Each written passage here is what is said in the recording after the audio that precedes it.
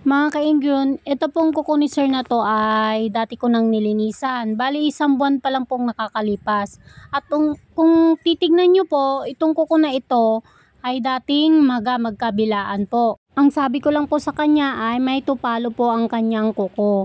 Bali, na-post ko po to sa Facebook mga ka-Ingron, pero bigla ko lang din po siyang dinelete. Kasi alam nyo na kung bakit. Mahirap naman kasing ipilit kung ayaw po talaga. At ayan nga po mga ka-Ingron, after 1 month, ang resulta ay di gumaling na ang kuko ni sir. At ayan, nakikita nyo naman sa mga gilid-gilid, medyo manipis pa. Pero okay na po siya, okay na po.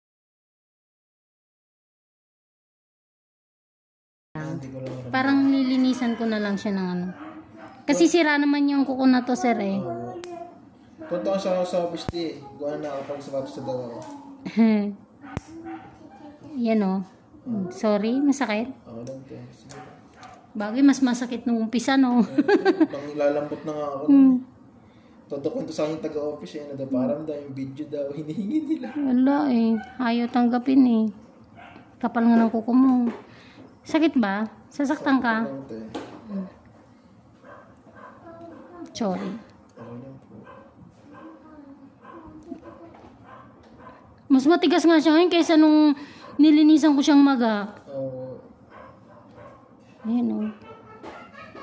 Mamaya, nalabas siya. Makikita mo. Na kailangan talagang may tupalo na linis.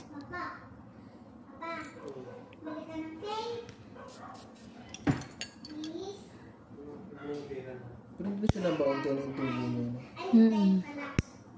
Sorry. Punta tayo sa baby mart kasi ano ako magbibili ng iskay. Sorry.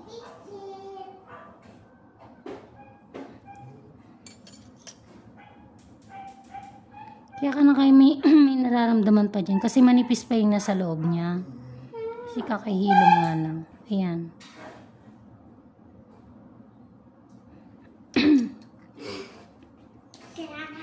Wala mo ulit akong sapatos muna tayo no? Ha? Huwag mo na ulit magsapatos. Magsapatos ka na. Okay na hindi? Okay na to. Wala na sugat to. Ito ay yung gawa lang yan ng mga ano mo. Musling, alam mo na yun, no? Nung nilinisan. Masakit? Tatanggalin ko ha. Oo. Bali dry skin na to. Pero obserbahan ko pa rin naman na habang tinatanggal. Madikit siya. Bali ang gagawin ko na lang dito, ikakat. Baka nga magsugat. Kasi ito nga yung laman na umusli noon. Yung Ano siya, konting ganun po. Ano talaga siya ng baga. Hindi pa natanggal din pangingitim talaga yan. Yes. Hindi pa talaga. Ang lala eh. Okay. Hindi nga tinanggap ni Facebook kasi malala. Ito pa nga sa comment section sabi ng isa, hindi kasi inaalaga. Sorry na po. Nakakatawa eh. Alam mo naman ang tao, hindi mo talaga maano yan. Ikaw lang talaga nakakaalam niyan. Basta ako masaya yun. Oo.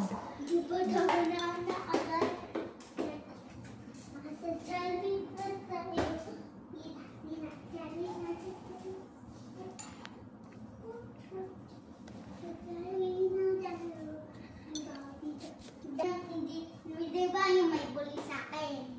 Ayaw, batin na kami. Oh, very good. Sir, sakit. Hindi naman. Sabi mo po. Laki pa, laki na nga. Oh. Teka lang, tingnan mo ha.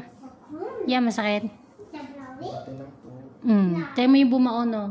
Yun na ulit niya, nagsisimula na siya ulit. Oo, kaya Hindi ko talaga. paramdam eh. Kaya kailangan talaga ng tupalo kasi patusok na yan. Yung tubo niyan. Tulit yung magsisimula ng pagkakas. Tignan mo, muntik ka na naman.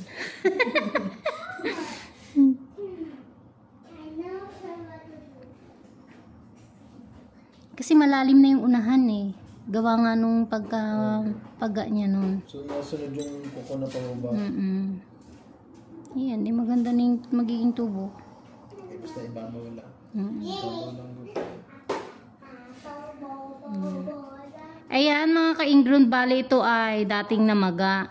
Ngayon kung mapapansin nyo, parang may usling laman. Hindi po yan pwedeng tanggalin kasi magsusugat ulit siya. I love you, Mama. Love you too, anak. Ang lalim eh. Wait lang ha, meron pa. Sakit ba? Hindi po, Makati. Ayan. Teka lang, parang meron pa. Wait. Pero may sabi po. Parang meron pa nga. Teka lang, obserbahan ko lang. Pero di ka nasasaktan. Makati lang. Ayan, okay na. Mga dry skin lang yata. Lalim eh. Kinudkod lang po ko nung huli. Yan, masakit. Pag nakatusok, mostly na. Okay na. Yan yung sumabit. Galing. Pero lalim niya talaga sobra. Nakikita ko nalubog yung pero kalalim yan. Nalubog. Nakakatakot. Parang nakakatakot ng masugatan eh. Eto, hindi na to ha. Yan, hindi na yan ha. Hindi na yan ingrown na. Patubong ko na yan. Okay po.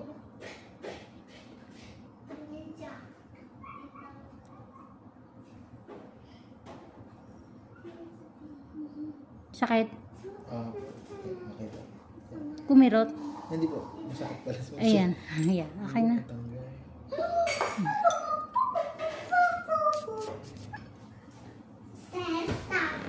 Pero okay na to. Kumbaga mas manipis siya kumpara dito.